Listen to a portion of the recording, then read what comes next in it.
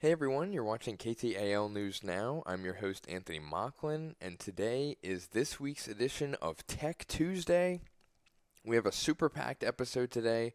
We're going to be talking interstellar space travel, whether aliens are real or not, the FTC's Click-to-Cancel policy, which aims to combat the subscription practices of streaming services, gyms, or newsletters, as well as a local cybersecurity camp right here in our region, and Samsung's unveiling of their new foldable flip phones. And the first topic I want to get into today is, of course, the interstellar space travel, where astronomers discovered an interstellar object that is moving towards our galaxy. It is only the third ever interstellar object observed in our universe.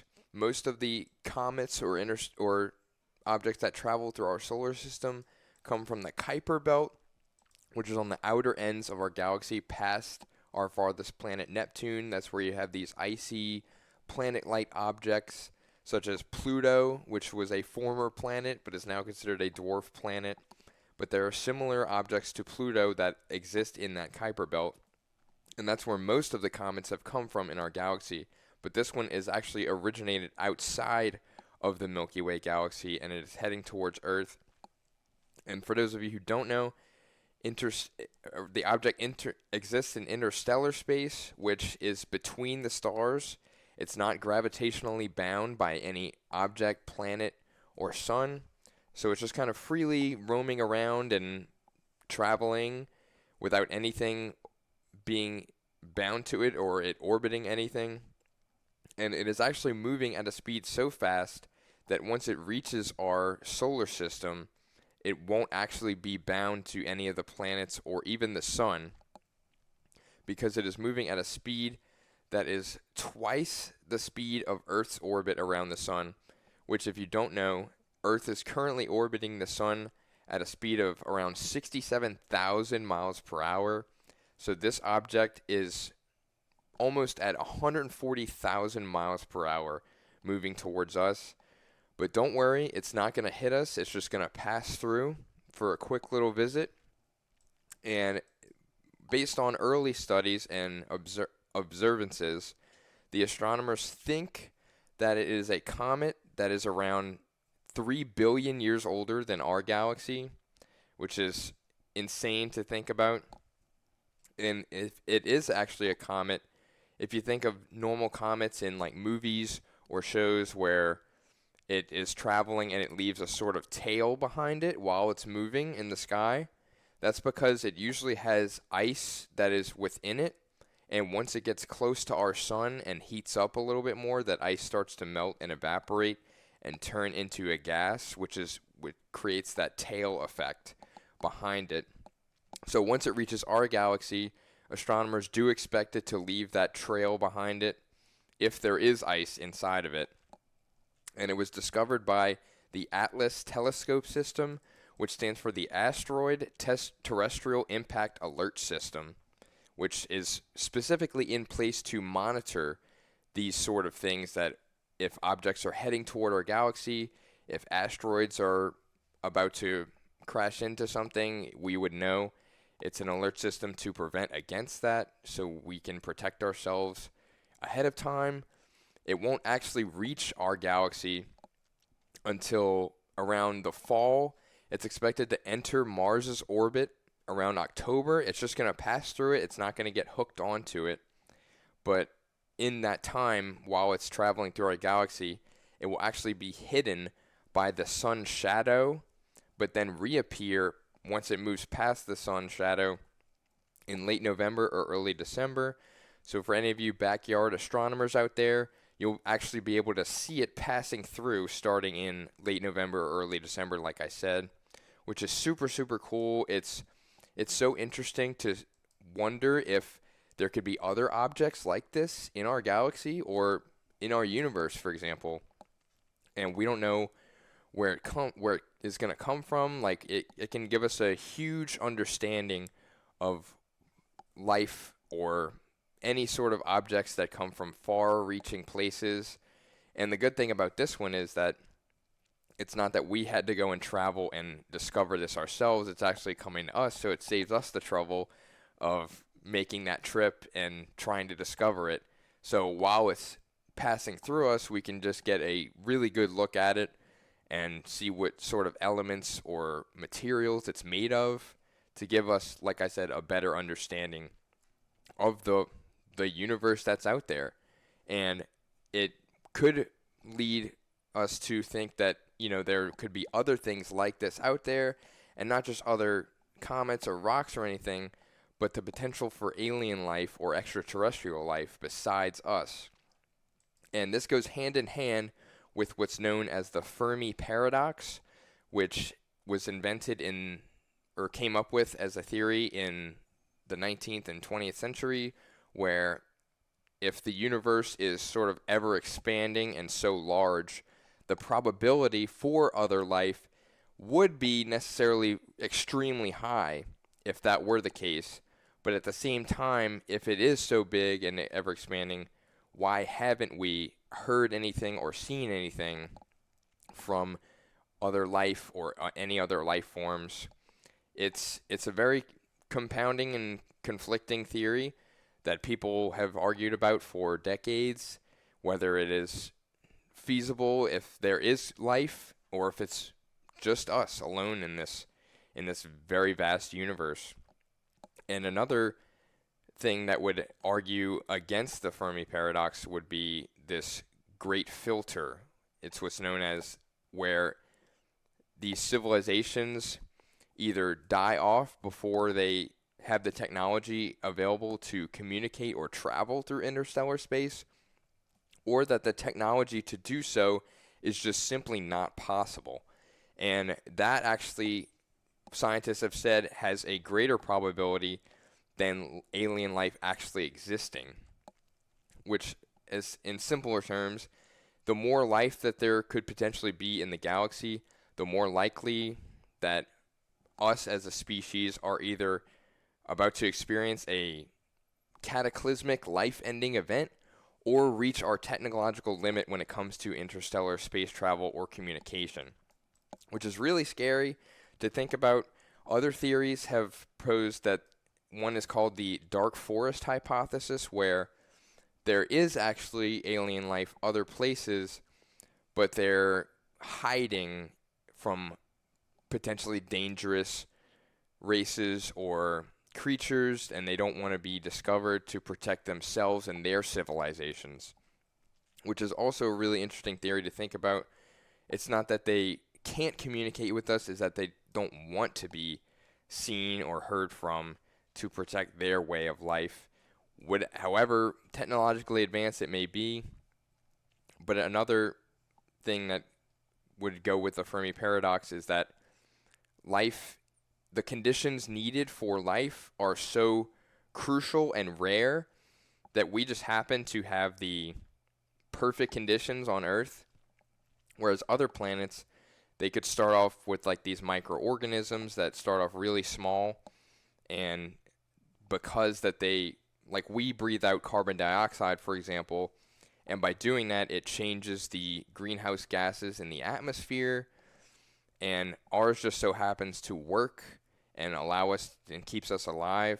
But for other planets and other worlds, it could not work the same way. It could actually cause detrimental effects to their layers of the atmosphere that would be unsustainable for life.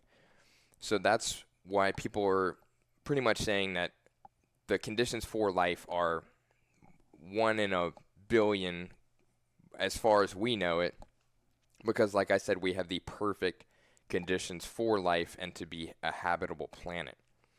And one of the Earth's other mysteries is how to cancel a subscription service. I know if you subscribe to different streaming services or you have a gym membership, where gyms are essentially the poster child for being the most convoluted and complicated way to cancel a membership.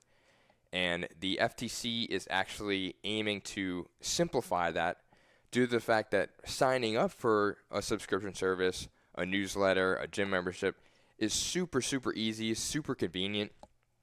But the problem comes in whenever you try to cancel that, and that is where they are trying to step in and make it so much easier on consumers to where you can essentially click one or two times and then that's it. You're done. You don't have to worry about it anymore. But the Federal Appeals Court ruled that the FTC didn't give the businesses themselves much say when it came to regulating that and the rules surrounding it.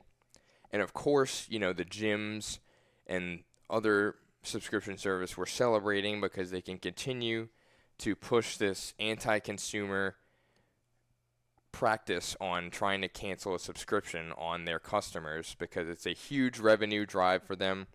I mean, subscription growth in the last decade has increased over 400% as most companies are switching to a subscription-based model as opposed to the traditional buy it, you own it forever, like a DVD or purchasing a movie. Like it's very anti-consumer because they expect you to keep that hold on you so that you keep paying every month without even you realizing it. And with everything from streaming services to newsletters to just news on the web, like there are so many different streaming services alone. Like you have your Hulu, your Disney Plus, your HBO Max. Like it's a lot of stuff that you might not even be aware that you're paying for. And they were trying to simplify that. And while it was struck down in the Federal Appeals Court, they could still appeal it or redo that rule that they cited was their user error and reintroduce it. I really hope that gets passed because it would just be so convenient on pretty much everyone's lives to be able to do that without any worry. And especially since that these companies, they have all of your personal information essentially. They have your email address, usually your home address, your credit card information. And for those of you who are looking for ways to secure your information and protect yourself against any hackers or cybersecurity concerns, the University of Arkansas Hope Texarkana is currently doing a free cybersecurity class over the summer. It is taking place this week and next week. It is trying to build the skills that people need for careers in cybersecurity. And NBC's Hunter Trombetta has more about the camp. This is the first year the University of Hope Texarkana is holding their Gen Cybersecurity Summer Camp that is designed to educate and encourage students with an interest in technology. They're all pretty much our techie students. So the ones that are interested in any type of, programming or robotics, we've had a lot of that were interested in the camp. They're kind of newer to cybersecurity, so this is a whole new world for them. The 2-week camp is free to middle and high school students in Texarkana and Southwest Arkansas. This wouldn't be a usual class that I could get. I feel like I could learn a lot from this, get a while away from this. Over the course of the camp, students will learn about how cyber attacks are defended and executed with hands-on activities. So every day, they're going to work with their team, and they're going to build these cyber escape rooms. So they're going to have some cryptography, they're going to have some data analysis, and they're going to build these escape rooms, and then the other groups are going to come in and try to escape from their escape rooms. One thing that I'm really excited about is we're going to get to decipher codes, and I think that's going to be really cool. They will also hear from local members of the cybersecurity and IT industries to hear what the job is like and what opportunities are out there for those looking to pursue the high-paying and high-demand field. Seeing what kind of jobs I could get, what the possibilities can be if you go into this degree. Technology is involved in our everyday lives, and so we are trying to get the younger generation interested in a career because the career outlook is growing so much. And if you're worried about your personal security, if you have a smartphone, for example, I'm assuming you use a passcode on it to protect yourself in case somebody takes it and wants to get into your information. But the Samsung has just unveiled their new flip phone to bring back sort of that nostalgia, because whenever we were kids, we would have these flip phones where you can just hang it like this. This is where essentially this came from, and then you can close it to hang up on somebody, which most kids I feel like don't know or get the reference, because it's almost everybody has a smartphone nowadays, and it's something that if you know you've had one, it's very outdated in terms of today's phones, but they are taking that older model and older concept and putting a modern look on it with a screen that you can fold.